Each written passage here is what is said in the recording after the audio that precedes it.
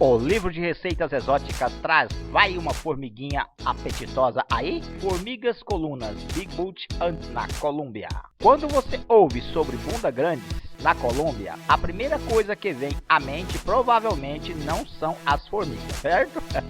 Depois de tirar sua mente da sarjeta, você perceberá que formigas colunas são literalmente formigas de bunda grande. São uma iguaria regional na região de Santander, na Colômbia. E qual seria o gosto dessa iguaria? As formigas colunas, também conhecidas como formigas santanderianas, são formigas cortadeiras que são coletadas manualmente durante a temporada de acasalamento da primavera. Elas são então torradas e levemente salgadas para fazer um lanche saboroso, agradável e crocante. Tem um gosto meio terreno, irônico. Na verdade, elas estão repletas de proteínas e os habitantes locais as elogiam por terem qualidades afrodisíacas. Elas lembram um pouco um pedaço de bacon, mas com pernas e sim, elas têm um gosto um pouco de sujeira. As formigas colunas podem ser compradas em pequenas embalagens de um punhado que vão até grandes potes em lojas de esquina e lojas na região de Santander, para você levar para casa, um punhado ou um jarro, aí fica a sua escolha. Para quem experimentou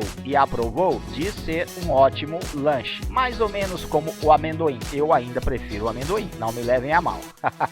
Onde posso encontrar formigas colunas? Os melhores lugares para encontrar formigas colunas são em Barichara, Sanguil ou Bucaramanga, mas você também pode encontrar vendedores ambulantes em outros lugares na Colômbia, incluindo Cartagena. Também tem para vendê-las em pacotes pequenos. Em Cartagena, elas têm o ano todo. As formigas colunas são melhor apreciadas quando estão frescas, entre os meses de março a maio, mas você pode encontrá-las com frequência no resto do ano. Uma comida exótica e lanche único. Não deixe de experimentar formigas colunas durante sua estadia na Colômbia. E aí, o que você achou do lanchinho exótico? Você gostaria de provar? Diz aí nos comentários.